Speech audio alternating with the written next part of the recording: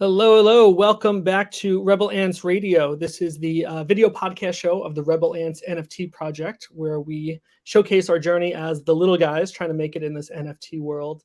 And joined as always by my co-host, co-founder, co-pilot, Miguel.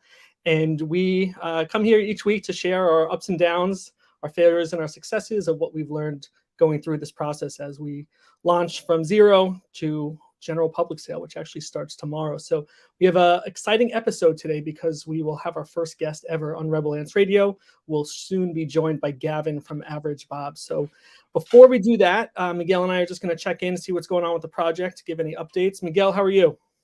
Happy Sunday, everybody. Happy Sunday. Here we are with some upgrades into my studio. As you can see in the background there, my little Mario.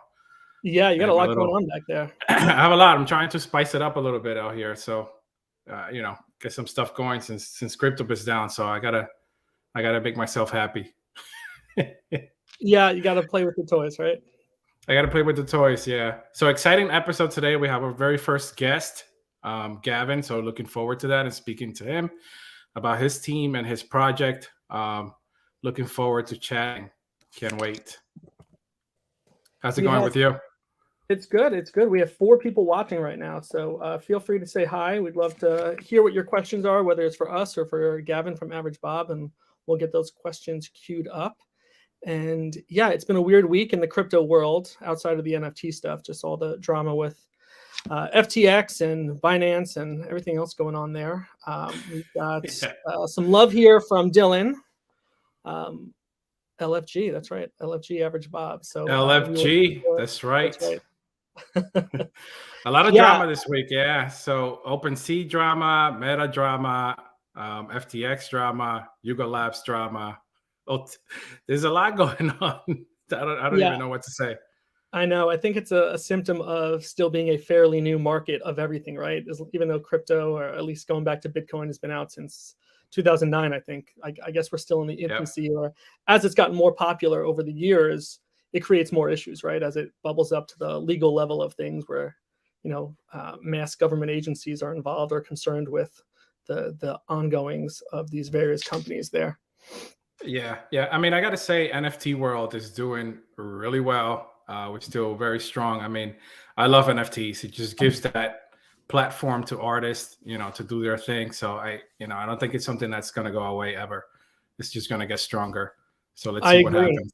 I agree. And, the interesting thing with the markets from actual, the currency side of things, that's a lot for the big players involved. And, the NFTs, this is an opportunity for us as the small guys and the small creators to kind of do our own thing, right? And we can continue on regardless of what's going on in the news there. We can work on our projects. And we got a comment here from Mike. Mike, hello, welcome. Thanks for joining. So yeah, with all the drama going on, you sent me a message this weekend saying that you got another ledger, nano ledger. Is that what it was? I did. So I got another nano ledger. So now I have 3 of those bad boys. Just trying to get my crypto and my NFTs in control and out of the exchanges. To be honest, I never really held anything in the exchanges. I always have it in a nano. I think it's the safest thing to do. It's not, you got to make sure your cryptos are yours. So yeah. So for anybody out there listening, make sure that you get a nano. Lock your stuff down. So as someone who may or may not have some things stored offline like that, can you explain to myself and our listeners what the benefit of using a device like that is? It's a great benefit because when you have it in an exchange, technically the crypto is not yours, right? The exchange still owns it. So you have to make sure that you have your crypto that is yours in your wallet, in your nano, store somewhere safe in your house. So once you do that, then obviously the crypto is yours and not part of the exchange. They cannot use it against you. They cannot, lend it or do whatever FTX was doing, but it'll be in your hands. So it's safer, much better. You could even put your NFTs in there too and just keep a store in your house somewhere, in your little safe box hidden somewhere. I'm going to get one, and I'm going to ask you to show me how to use it, but I won't give you my seed phrase, so don't ask for it. We got DeFi Man joining us here. DeFi, thanks for joining. LFG, that's right. Good to go. Excited to have you join us here. I think one quick update from the project is working with our charity partner, One Tree Planted. We were able to start a campaign so that as we have our sales coming in, as promised, we'll make a contribution towards that. And we made our own campaign so we can track our progress. So we will make donations directly into our campaign so we can see how many trees we have planted. So excited to have that designated space for us. We are up to 8 viewers. Very exciting. Everyone feel free to say hi. Happy to have you all here. And what else is going on with the project before we bring Gavin on? So tonight we're going to stop not tonight, midnight. Basically, we're going to stop the pre-sale and we're going live. So we're going to open up the doors to everybody. So should be some exciting stuff coming up. Hopefully everything goes well. We had a lot of good success in the pre-sale. So some good stuff there. I'm looking forward to the future. Yeah, the pre-sale has been open for about 2 weeks now. The pre-sale price was 0.03. We asked everyone to join the whitelist so that you can mint for the pre-sale with some added bonus of the free airdrop of an extra Rebel Ant and a gift box in real life, as well as us making that donation to One Tree Planted. So there are still a few hours left until the pre-sale ends. So please, if you're interested, join our whitelist, head over to rebelants.io, join the whitelist, and then you can mint at the pre-sale price of 0.03. Tomorrow, the price goes up to 0.05 for the general public sale. So excited to see if that gets more traction as we launch, but we invite you to join us over there. Good. What else, Miguel? What else we got going on? Nothing else. I think that's pretty much it. We have everything covered as far as like our project. Just looking forward to chatting with Gavin here about his project and seeing how he started and everything else that his group is doing. Yeah, excited to hear his journey as well and see what we have in common, what he's doing differently than us. So, all right, let's welcome Gavin here. So we've got Gavin joining us here from AverageBoB. Gavin, welcome. Pleasure to have you here. You are our first guest. That should be a very special token for you to have. Thank you, guys. Some exciting stuff. Yeah. How are you guys doing? We are good. Tell us, where are you joining us from? From Johannesburg, South Africa. All right. Wow. And you've got some electricity issues that were happening. What's going on? Fill us in. Constantly. Yeah, and unfortunately, our government can't keep the lights on. So we get like 2-hour breaks in any given day. Wow. Where certain areas are off. So subsequently, mine was off just before the show, and they were running a bit late. So it was like cutting it close. Yeah, well, glad you can make it, and if you end up dropping out, we understand, but we'll try and take advantage of your presence while we have you here. So tell us a little bit about you, how you got into NFTs, and then we can get into AverageBoB after. Oh, awesome.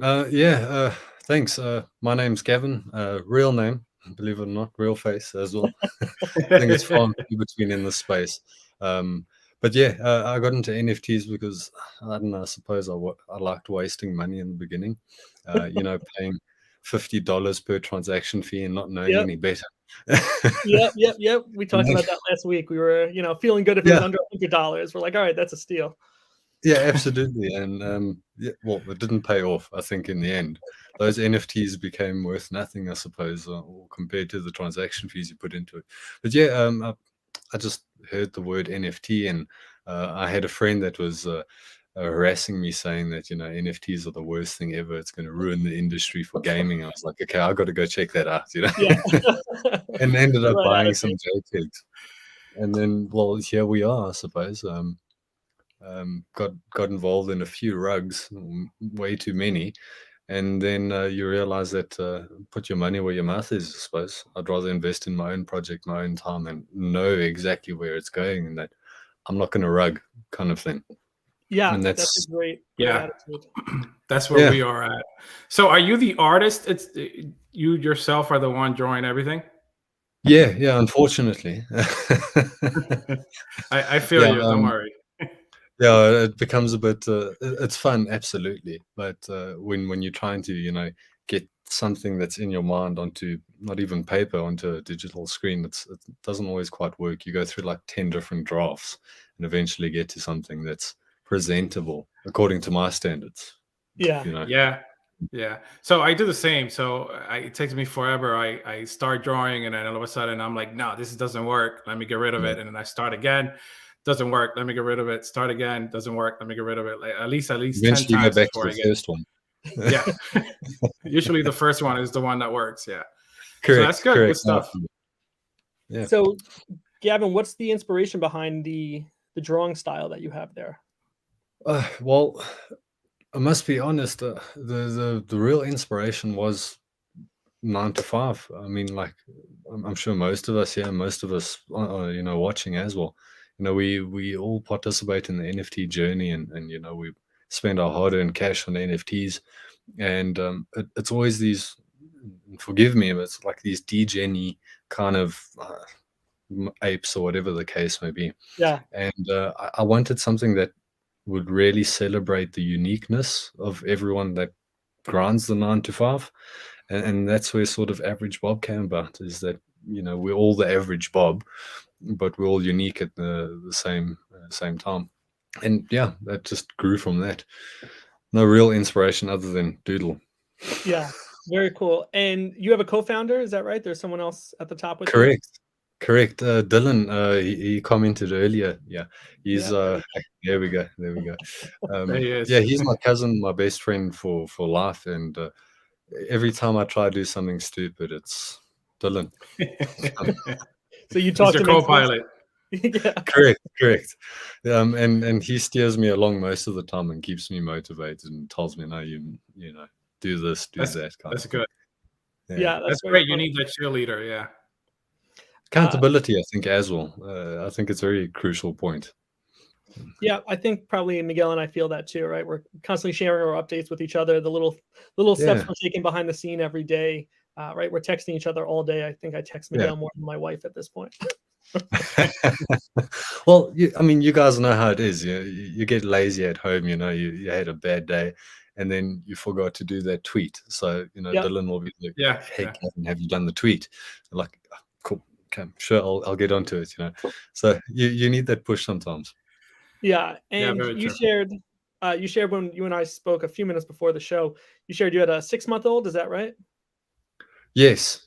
I don't know if it's fortunate or unfortunate yet. It depends on the hour. It's fortunate, trust me. So how do you manage the family with whatever your job is, with launching this project? How do you juggle all that? You just do it, I suppose. I'm very fortunate. I think my wife keeps my head above water most times.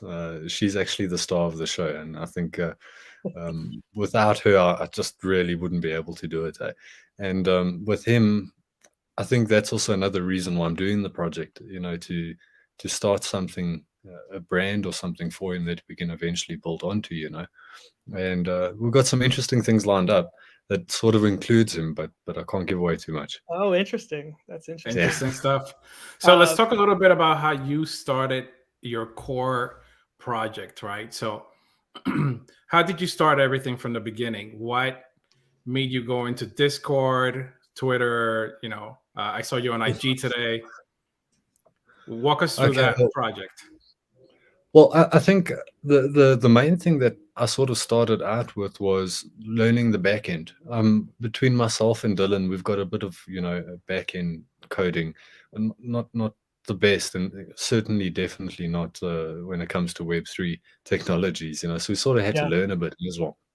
But then it really came down to working out that fundamental, because I mean, in all fairness, the artwork is easy, the Twitter is easy, the Discord's easy. It's getting a professional, good-looking, you know, back end that does the minting the way you want it to. So, I mean, Bueno, I think, is where we all sort of met, and having Bueno, which in general is just a great resource. That's really where we started off with. From that, then we started swearing out towards, you know, the Discord and so forth. With the real core behind that, Discord, I think it was more of a degen kind of thing. You know, every project has Discord, so like, let's jump on the Discord bandwagon. And then, you know, the Twitter, the Instagram. But I must say, with doing everything, like everything that every project has, we've learned so much from it. Right. And it's that adapting through it, because you watch YouTube videos about people telling you how to do a, you know, NFT project or whatever the case. I'm sure we've all been there. A lot of YouTube videos. A lot of YouTube, absolutely. There's always this thing about, you know, you've got to adapt to the market, because one week the market is Twitter, and the next week the market is Instagram. I thought it was just nonsense. I mean, how could the industry work that way?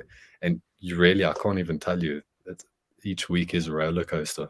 I think you guys would be able to explain that better than me. Yeah, But yeah, it definitely is a roller coaster each week. for sure.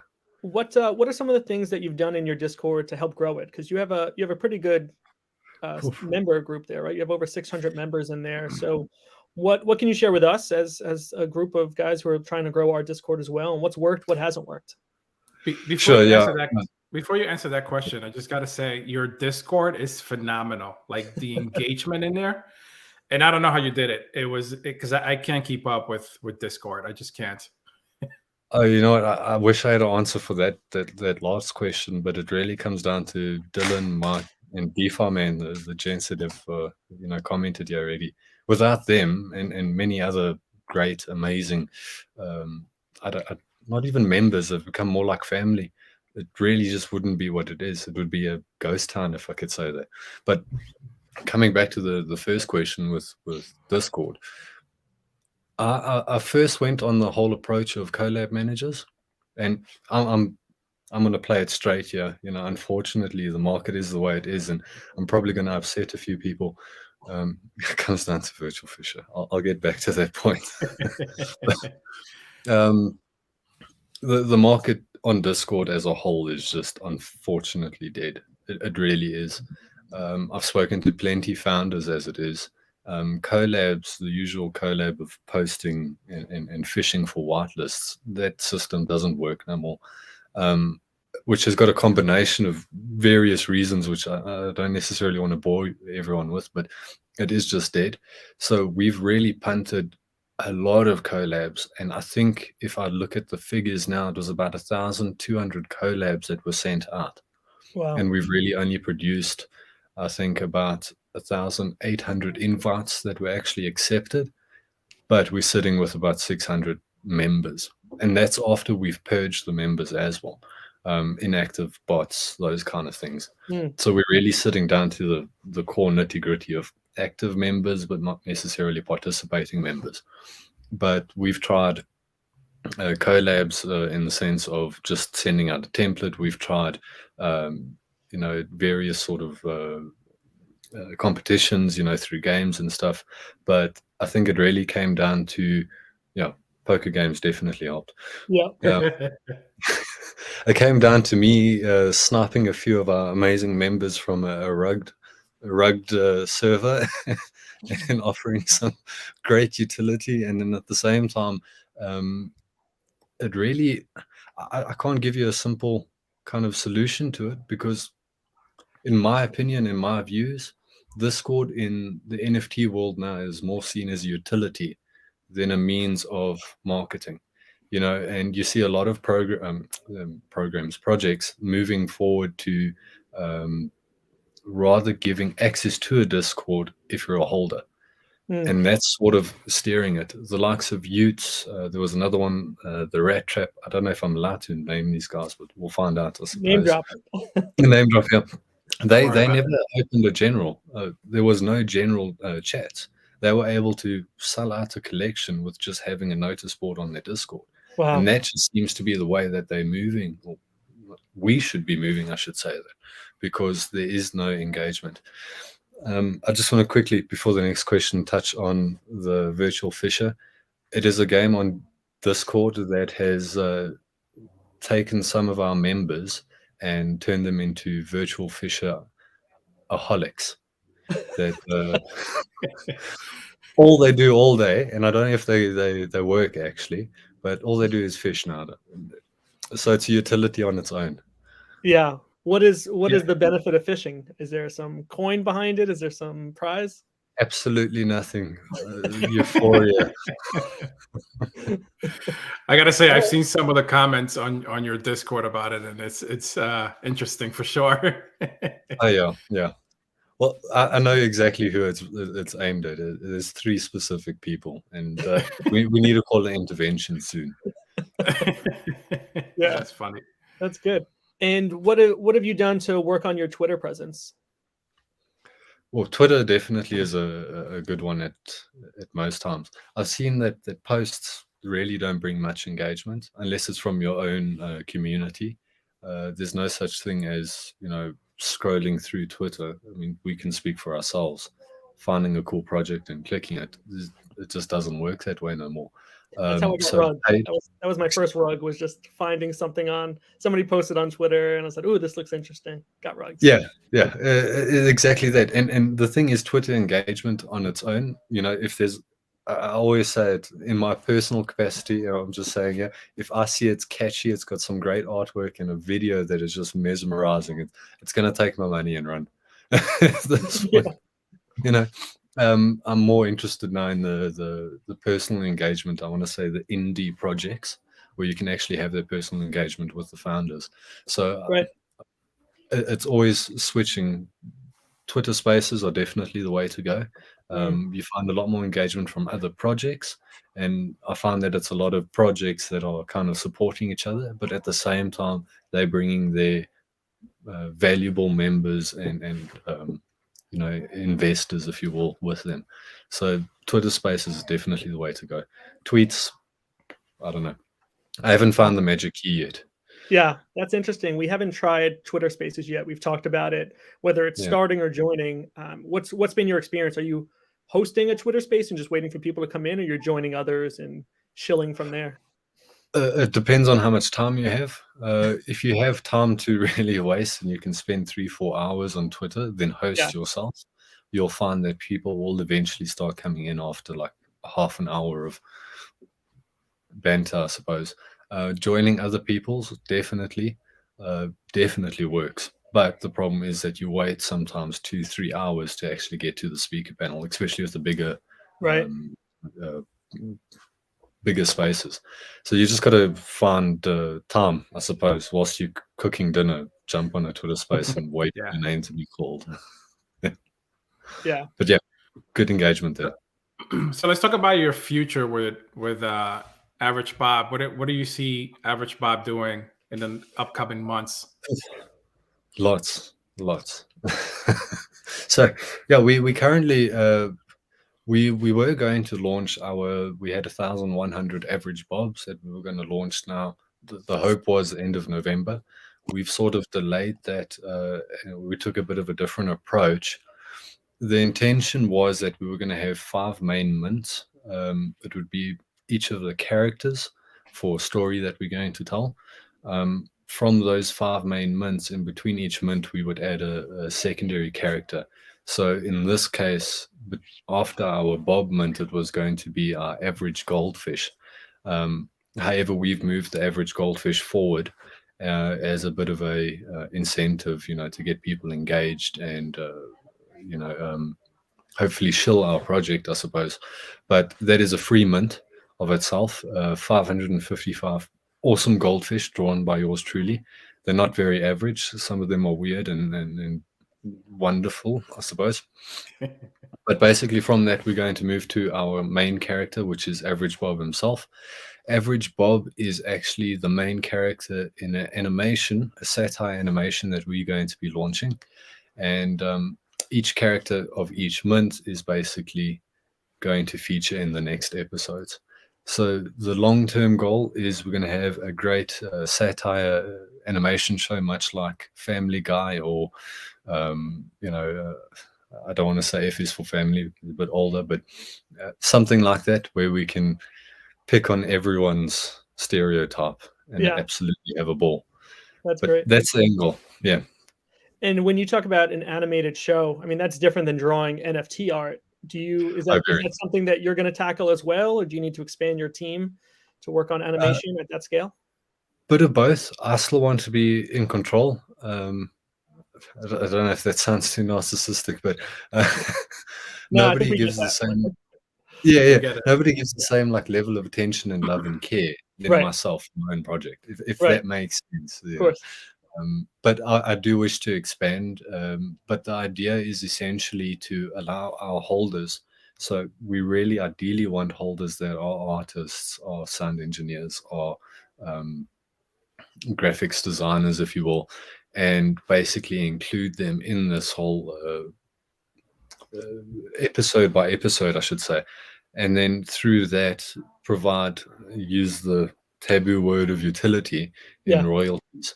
That is essentially what we want to do. If the case is not met through our holders themselves, we'll obviously outsource. But the drawing itself, I'll be doing for the most part when it comes to the characters, and we're looking at outsourcing the backgrounds and the sort of sets around the characters. Yeah. Really interesting. How did you end up at 1,111 as the number? So there was an idea behind it. Essentially, the 5th collection, which will be our background casting and so forth. The guy next door that your main character speaks to once every 2 months. Yeah. That's sort of where that collection will ultimately come down to. But that collection will be about 10,000. We want to flood as many characters as possible that we can use in future shows, basically at a very kind of low price, and then we sort of work back from that. So basically halving each time, and then eventually we got to 1,000 number, but the number didn't look right, so I just kind of rounded it off, and we got to 1111, I suppose. Yeah. Lucky numbers. Yeah, and it's D-Jenny, Yeah. Yeah, pretty cool stuff, man. I really like your project. I think that your project is definitely going to take off. Just looking Thanks. forward to your future. I think it's great art. It was when you put out the Joker Bob, I thought it was phenomenal. Let me tell you. Oh. I think I said something on the on Discord about it. I thought it was fire. It was really fire. Cool. Yeah. But so when I did notice that on your Discord, you have the OGs on there since the beginning, I guess. Correct. So do you usually create a bot for them? Is that what you do? So the OGs, that was sort of one of the things that developed, because we try to keep the project as fluid as possible. What the founders kind of take the call of the members, if you will. That's sort of the idea that we're going with. And there was a bit of a call to create custom AverageBoBs. And then it became this pendulum that swung back, and then everyone wanted their own custom Bob. And I said, what's the point of having OGs if there's no benefit to them? So we actually started creating OG Bobs for the OGs. And we started dropping them, I think, this week. And we actually dropped your guys's as well. We got a Rebel Ant going there. But yeah, so that will form part of the collection. And later on, when we've got our own streaming service up, the OG will basically give you more benefits to that streaming service. So yeah, that's cool. Pretty cool stuff. I'm really looking forward to seeing how your project develops in the future. And hopefully we can have more conversations like this and see how the audience can see how you've grown from today till, maybe a year from now. Who knows? Right. YouTube is forever, right? Yeah, forever. That's face is there. What have been some of your biggest challenges so far? Where maybe things didn't go as planned, whether it was doing the minting or setting up the minting process on the back end, or the website, or just any challenges that you've run into so far. I think the biggest challenge would be the market as a whole. I mean, we all live in our own sort of bubble and have our own, expectations. And sitting outside of a founder's role, buying NFTs, you don't see as much because you're limited by your own pocket. You sort of get going. But coming into this founder's role, you realize how quickly the market is extremely different from what perception you had in your own mind. So that was one downfall, that I had to change my mindset, that the market doesn't work the way I thought it did. The other big thing was getting interest. I'm sure many people sort of have their taste in when it comes to what NFTs they're interested in. So, throwing out art doesn't really help. You really need to engage with people. Right. Finding the time specifically to engage with people, that has been somewhat challenging, because you've got, your normal life to do. And then the marketing itself.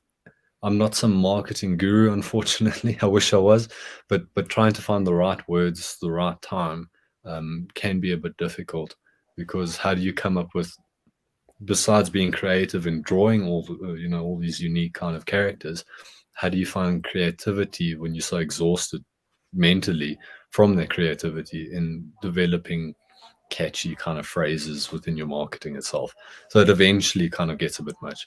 But I would say that's pretty much it when it comes to challenges. But you got to push through. Yeah. Like, you really just have to. Yeah.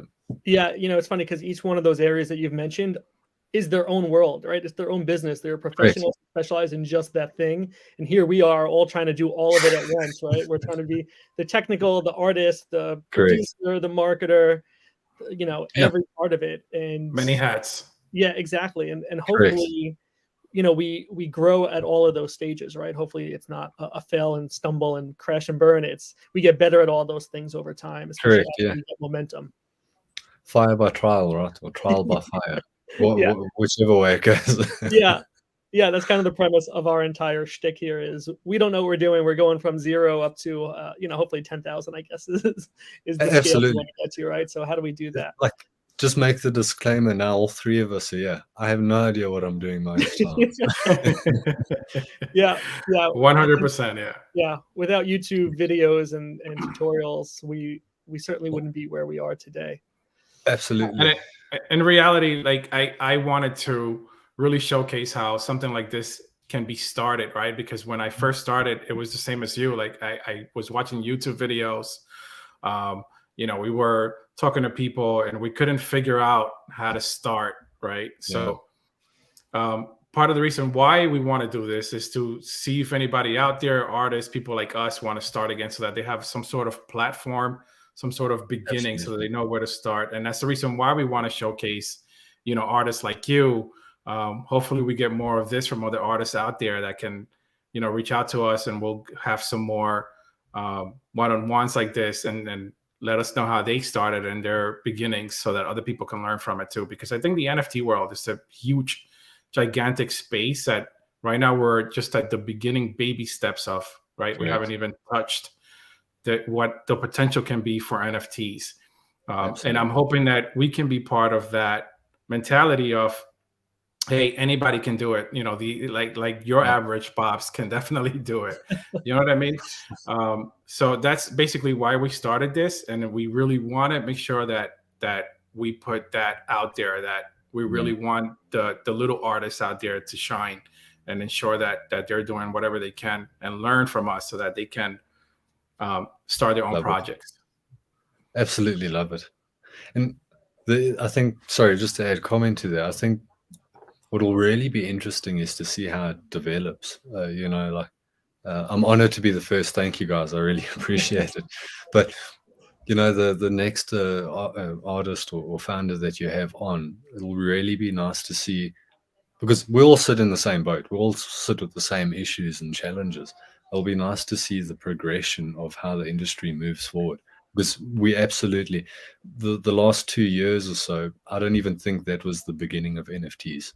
I think that was just, the real start. But I would say now, through this bear market and us getting out of it, that is really the beginning of what NFTs will become. Us in the next 5 years, if we stick through it. Yeah. We're going to be the OGs, right? That's right. And I think some of the other projects who don't have the same dedication or focus as us will drop off, right? And no one's going to really buy into a dead project. So I think it's a matter of who can survive this and who has the determination to keep going. And so I'd like to think that all of us are in it for the long haul that are here right now, right? Oh, for sure. I've put way too much time and effort into these OG mobs that needs to give up. We did too. So what are some of your favorite projects out there right now? My favorite projects. Oh, okay. I have to get my favorite list out. Firstly, I must say PixelCanz. I'm not too sure if you're aware of them. Also using Bueno. I've really become really close with the founder, if I could say that. We text each other all the time.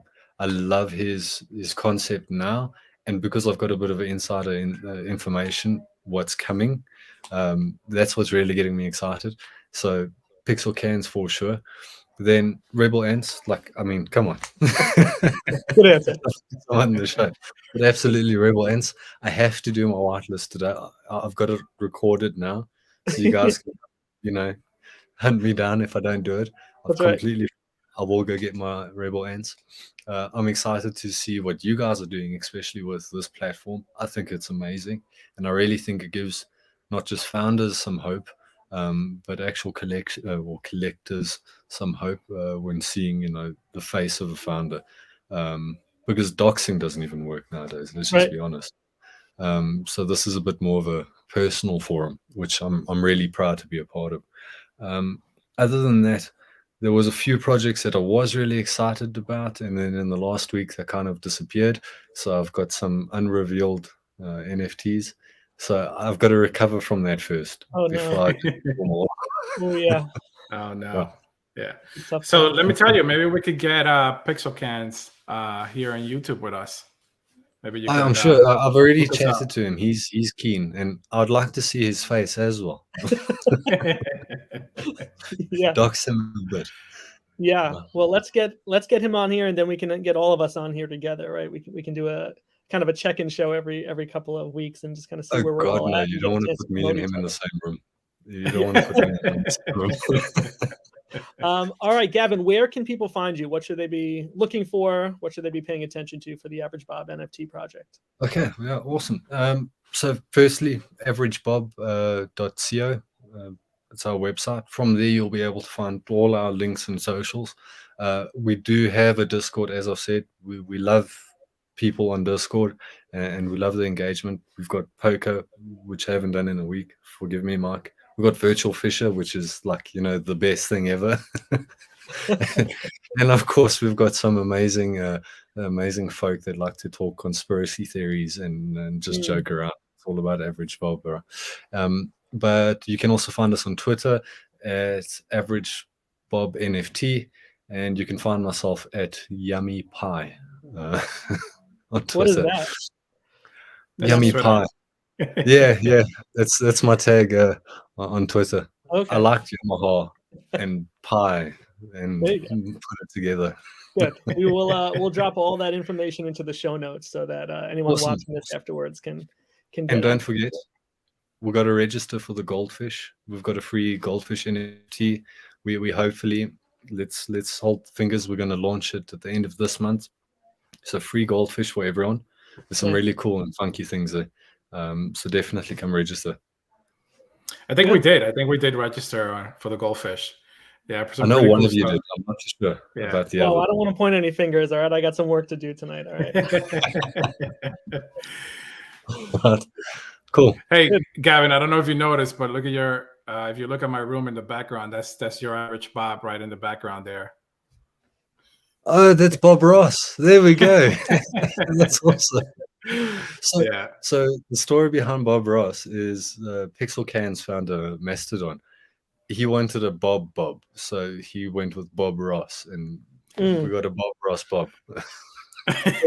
Pretty cool though. Pretty cool, I gotta say. I love your setup of your room. I think I need to remodel just ever so slightly. Thank you. It's been an ongoing project here in the house, just trying to spice it up a little bit. Do you have kids, Miguel? I do not. That's why. Exactly. That's why. Yeah. That's what. Yeah. So that's what Kevin's always telling me. He says, "Because you don't have kids." Yeah. And I'm like, spot on. I had this amazing man cave. You know, I had like model ships and the Xbox and TVs and, you know, all sorts of cool stuff. And then he came along, and you know what the worst part is? He's 6 months old. He's not slept one night in his room. Oh, not even a nap during the day. Yeah. Brutal. That part gets better. It gets a little better. And overall, as a parent, it doesn't ever get easier. Just gets different, right? Your problems get different. It's different. As more manageable. Every time I call Kevin, I'm like, "What are you doing?" "I'm with the kids." "Oh, okay." All right. So one day when I'm big, I'll be able to have my cool room again, I suppose. That's right. Yeah, me too. I know when I'm big. Good. All Sounds right. Good stuff, guys. Gavin, thank you for joining us. Miguel, any closing notes?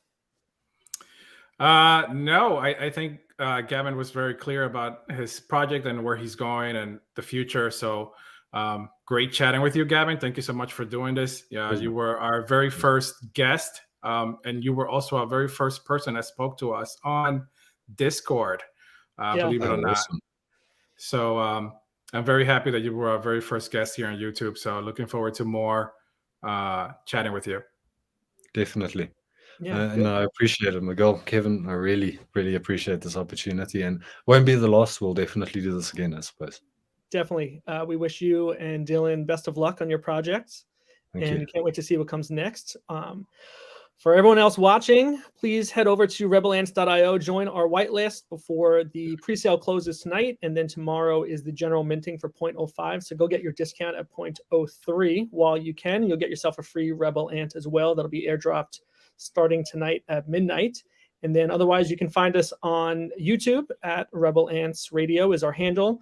We are on Apple Podcasts. You can go listen and review us there. We're on Spotify for the video and audio version of this. You can go listen and leave us a rating there.